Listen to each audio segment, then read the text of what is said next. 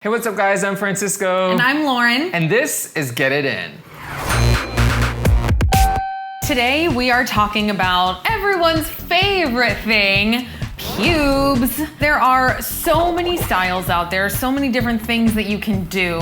They're such a pain in the ass. Especially if you have them on your ass. Those are hard to remove. God, why do we even have them? Like, why do we need to have them? I think that we've evolved enough that they can just be on their way. It turns out that there's not one solid agreed upon answer by everybody. Some people have said it's about keeping things warm or cushioned, less friction during sex. All that said, the one reason that most researchers agree on has to do with actually helping you get laid. Your pubic hairs are trapping in these chemicals, these naturally occurring substances called pheromones, which can be attracting sexual partners. I've definitely heard that. I've definitely noticed it every time I'm on the metro. I'm like, oh God, that is, you need to not do that ever again. Maybe so you like downstairs smelling hair. people's BO? In France, on the metro, in Paris, yes, thank you very much. You like smelling people's ball sweat? I just happen to have heard through grapevines that the scent of balls mixed with tequila is really What the fuck? delicious. Look, there's a lot to say about pubes, which is clearly why we needed to do an episode about it. But we thought, what better way to get some true perspective than from New Yorkers about what they do with their pubes? What do they like? What are their preferences? And how do they decide what's up down there? Check out what we found. So what pubic hairstyle are you rocking?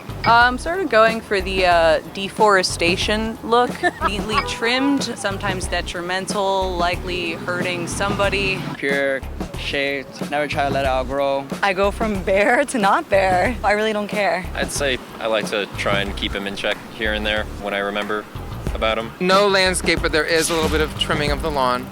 I'd say so. Not rocking anything. Both of you are completely bare. How would you define what you got going on down there? It's a blank slate. Anything can be written on it.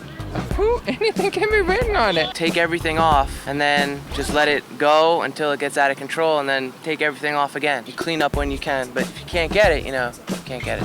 What do you prefer for your partner to have? Shaved as well, I like to shave. If I'm putting in all this effort, then she should put in the same. A little bit from a partner. Yeah. That doesn't bother me. A little bit. As long as it's trimmed a little bit, we're good. If it's halfway grown but not well trimmed, it could be uncomfortable. But like if it's bushy and soft and well kept, that's also comfortable. I am honestly fairly indifferent. I have had jumbles of hair. Jumbles.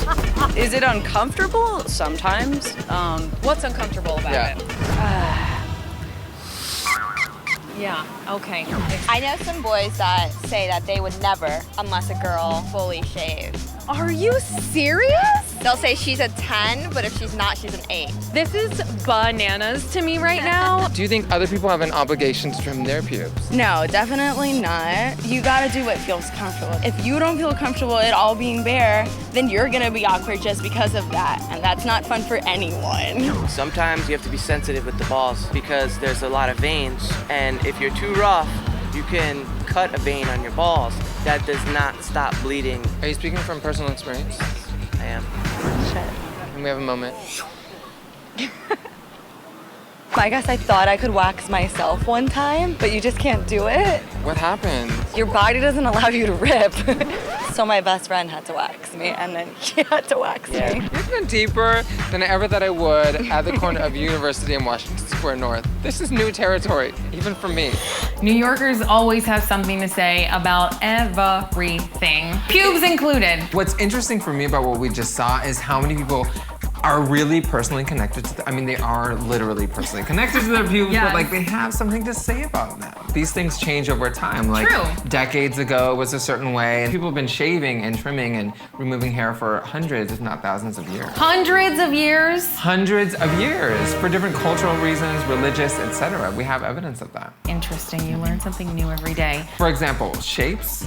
Nobody needs a landing strip. I mean, you're not gonna get lost. If you need a trail of breadcrumbs to find it, you need to go back and do some more You need to research. start at square one. Yeah. I think a lot of people hate on what people rock or don't rock when it comes to pubes, and I would just like to X that out. I think that's totally wrong. My diva spirit animal, Christina Aguilera, if I can quote her, You are beautiful no matter what you shave. Totally. Like, don't let anybody tell you that you're wrong for shaving or let it grow. Like, it's totally your thing.